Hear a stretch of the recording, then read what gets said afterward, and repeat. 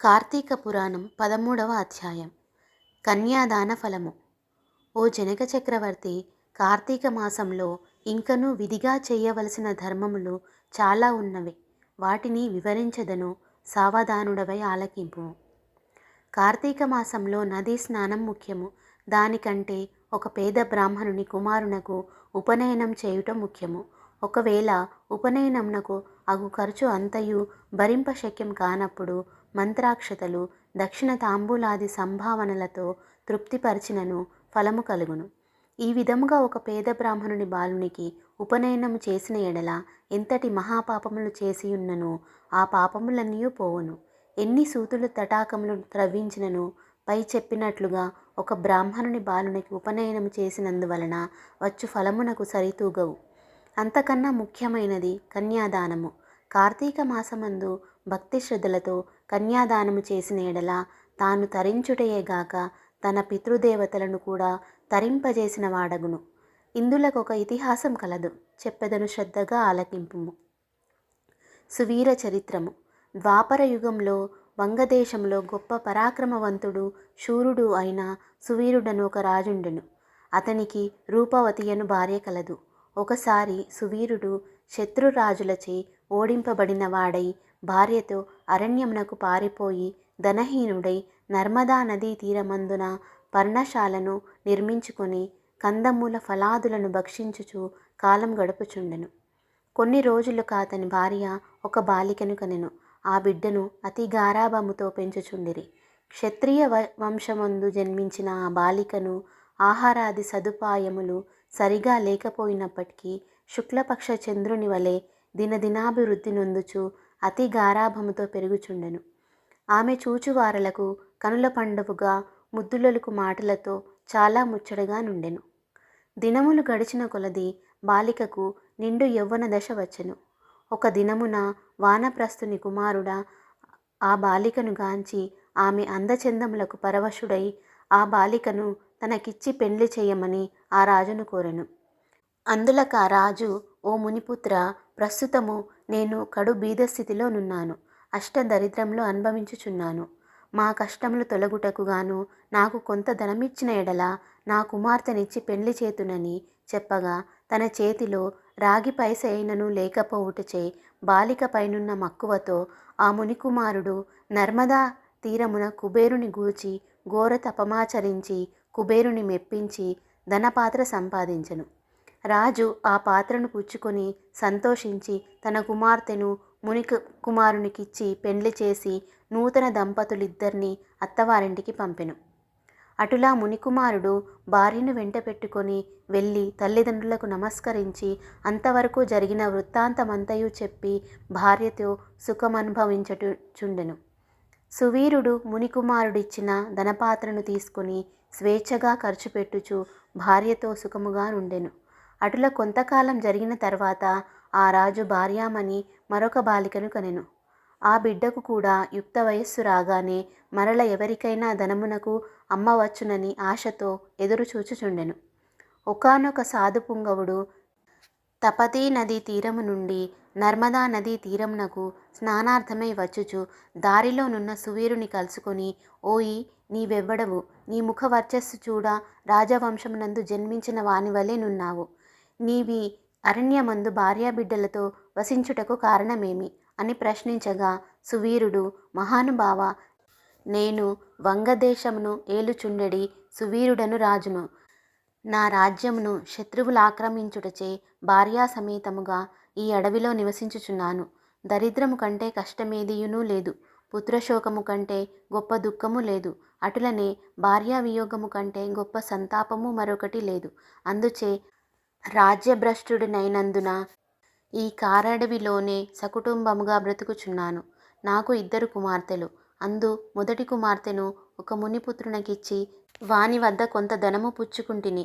దానితోనే ఇంతవరకు కాలక్షేపము చేయుచున్నాను అని చెప్పగా, ఓ రాజా, నీవు ఎంతటి దరిద్రుడవైనను ధర్మ సూక్ష్మములు ఆలోచింపక కన్య నమ్ముకొంటివి. కన్యా విక్రయము మహాపాతకములలో ఒకటి. కన్యను విక్రయించిన వారు అసీపత్రవనమను నరకమనుభవింతురు. ఆ ద్రవ్యములతో దేవముని పితృదేవతా ప్రీత్యర్థము ఏ వ్రతము చేసినను వారు నశింతురు.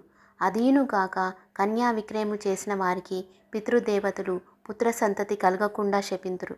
అటులనే కన్యను ధనమిచ్చుకొని పెళ్లాడిన వారు చేయు గృహస్థ ధర్మములు వ్యర్థమగుటయే గాక అతడు మహానరకమనుభవించును.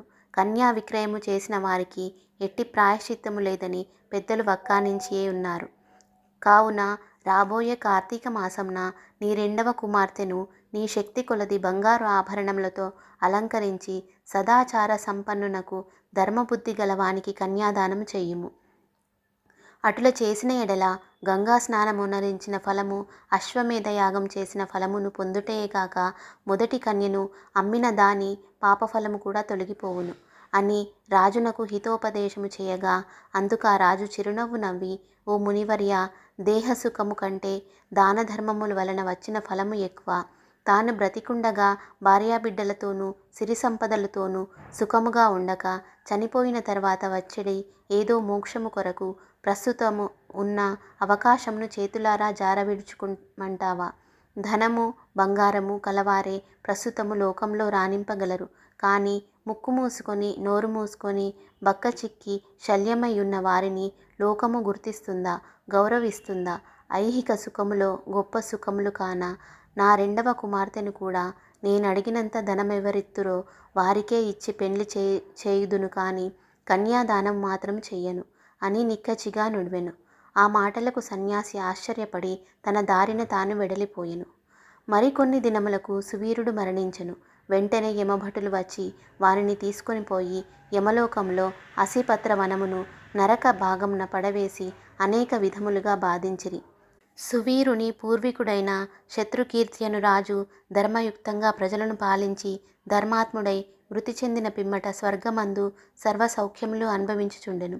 సువీరుడు చేసిన కన్యా విక్రయము వలన ఆ శృతకీర్తిని కూడా యమకింకరులు పాశములతో బంధించి స్వర్గము నుండి నరకమునకు తీసుకొని వచ్చిరి. అంతటా శృతకీర్తి నేనెరుగున్నంత వరకును ఇతరులకు ఉపకారం చేసి దాన ధర్మాదులు యజ్ఞ యాగాదులను ఒనరించి ఉన్నాను. నాకీ దుర్గతి ఏల కలిగి అని మనమునందుకొని నిండు కొలువు తీరియున్న యమధర్మరాజు కడకేగి నమస్కరించి, ప్రభు, నీవు సర్వజ్ఞుడవు, ధర్మమూర్తివి, బుద్ధిశాలివి, ప్రాణకోటినంతను సమంగా జూచుచుందువు. నేనెన్నడూ ఏ పాపము చేసి ఉండను. నన్ను స్వర్గలోకము నుండి నరకలోకమునకు దోడ్కిని వచ్చుటకు కారణమేమి? సెలవిండు అని ప్రాధేయపడెను.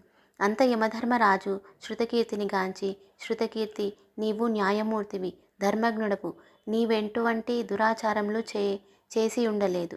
అయిననేమి, నీ వంశీయుడగు సువీరుడు తన జ్యేష్ఠపుత్రికను ధనమునకు ఆశించి అమ్ముకొనెను.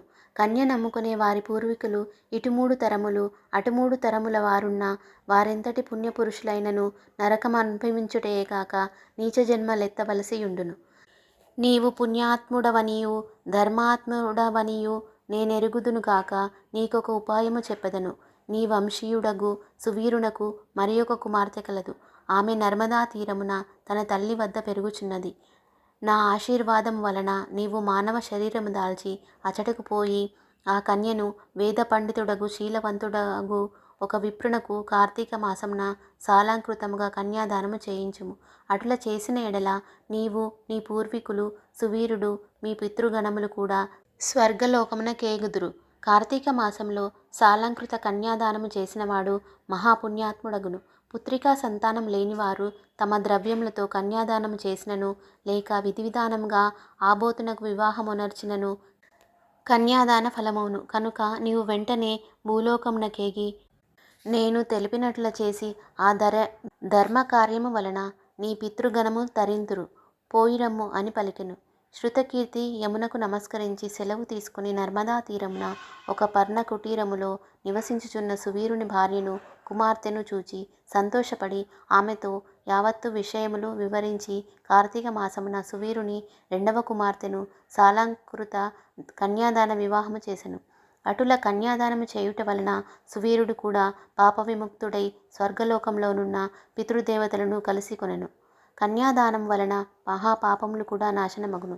వివాహ విషయంలో వారికి మాట సహాయము చేసినను పుణ్యము కలుగును.